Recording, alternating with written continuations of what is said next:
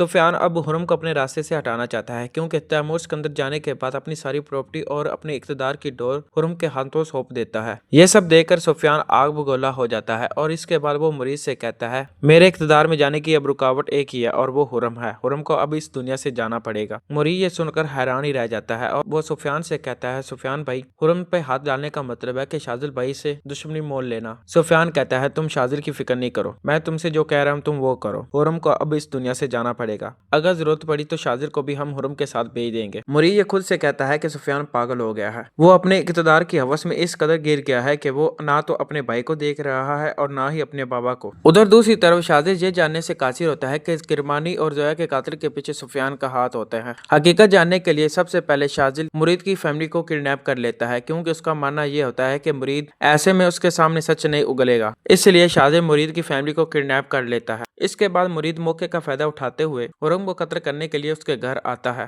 شاذل کو اس بات کا پہلے ہی پتہ چل جاتا ہے کہ حرم کی جان خطرے میں ہے، اس لیے وہ حرم کو پروٹیکٹ کرنے کے لیے اس کے گھر آ رہا ہوتا ہے۔ مرید جب حرم کو سامنے پاتا ہے تو وہ حرم کی طرف اپنی پستول تان دیتا ہے۔ حرم کہتی ہے مرید یہ تم کیا کر رہے ہو؟ آگے سے مرید کہتا ہے معاف کرنا بی بی، میں مجبور ہوں۔ دوستو اچانک سے شاذل بھی آ جاتا ہے۔ شاذل اپنی گن مرید پہ تان دیتا ہے اور اسے کہتا ہے بس مرید بہت ہو گیا۔ مرید جب شاذل کو دیکھتا ہے تو اس کی ٹانگیں کانپ جاتی ہیں اور شاذل کے ڈر سے اس کے ہاتھوں سے پستول گر جاتی ہے۔ شاذل مرید سے کہتا ہے مرید مجھے یہ تو پتہ چل گیا ہے ان سب کے پیچھے کس کا ہاتھ ہے، لیکن میں تمہاری زبان سے سننا چاہتا ہوں، اقرار کرو کہ سفیان نے ایسا کیوں کیا، کیونکہ حقیقت تم ہی مجھے بتا سکتے ہو۔ مرید کہتا ہے شاذل بھائی آپ ویسے مجھے قتل کر دیں لیکن میں اپنی زبان سے کچھ نہیں بولوں گا۔ اس کے بعد شاذل کہتا ہے مرید مجھے پتا تھا تم کچھ نہیں بولو گے کیونکہ تم مجھ سے زیادہ سفیان کے وفادار ہو۔ اس کے بعد شاذل مرید کے سامنے اس کی فیملی کو لا آتا ہے اور اسے دھمکاتا ہے کہ اگر تم اپنی زبان سے سچ نہ اگلا تو میں تمہاری فیملی کو قتل کر دوں گا۔ مرید بالآخر ایموشنل بلیک میل ہو جاتا ہے اور وہ ساری حقیقت بتا دیتا ہے۔ وہ بتاتا ہے کہ شہاب الدین کو قتل بڑے صاحب نے نہیں کیا تھا بلکہ سفیان بھائی نے کیا تھا اور سفیان بھائی یہ سب پالیٹکس میں جانے کے لیے کر رہے تھے۔ حرم اور شاذل جب مرید کے منہ سے سفیان کی چالاکیاں سنتے ہیں تو وہ ایک دم پریشان ہی ہو جاتے ہیں۔ اس کے بعد شاذل مرید سے کہتا ہے تمہیں بعد میں دیکھ لوں گا۔ اس کے بعد شاذل حرم کو لے کر پولیس کی بھاری نفری کے ساتھ سفیان کو اس کے انجام تک پہنچانے کے لیے اپنے گھر آتا ہے۔ آگے سے سفیان جب پولیس کی اتنی بھاری نفری دیکھتا ہے تو وہ پریشان ہو جاتا ہے اور وہ شاذل سے کہتا ہے شاذل یہ سب کیا ہے؟ آگے سے شاذل غصے سے کہتا ہے بس کر دیں بھائی، آپ کا مکار چہرہ ہمارے سامنے آ گیا ہے، اب آپ کو اور ایکٹنگ کرنے کی ضرورت نہیں۔ سفیان معصوم بن کر کہتا ہے شاذل یہ تم کیا کہہ رہے ہو؟ شاذل اپنی گن نکال لیتا ہے اور سفیان کی طرف تان دیتا ہے۔ شاذل کہتا ہے من تو یہ کہہ رہا ہے کہ اس پستول کی ساری گولیاں آپ کے سینے میں تان دوں، لیکن میں آپ کے خون سے اپنے ہاتھ گندے نہیں کرنا چاہتا۔ اس کے بعد شاذل کی بھابھی آ جاتی ہے۔ شاذل کی بھابھی کہتی ہے شاذل یہ تم کیا کر رہے ہو؟ اپنے بڑے بھائی کو قتل کرنا چاہتے ہو؟ سفیان نے ایسا کیا کیا ہے جو تم اسے قتل کرنے پہ تل گئے ہو؟ آگے سے شاذل کہتا ہے بھابھی آپ نہیں جانتے، یہ انسان نہیں جانور ہے، اس نے اقتدار کی ہوس میں 3 معصوم لوگوں کی جان لے کر اور انہیں سیڑیاں بنا کر اپنے مقصد کو حاصل کرنے کی کوشش کی ہے۔ بابا نے شہاب الدین کو قتل نہیں کیا تھا، اسی نے ہی اسے قتل کیا تھا اور الزام بابا پہ لگا دیا۔ اس کے بعد حرم سفیان کے پاس آتی ہے اور اسے کہتی ہے میں تمہیں کڑی سے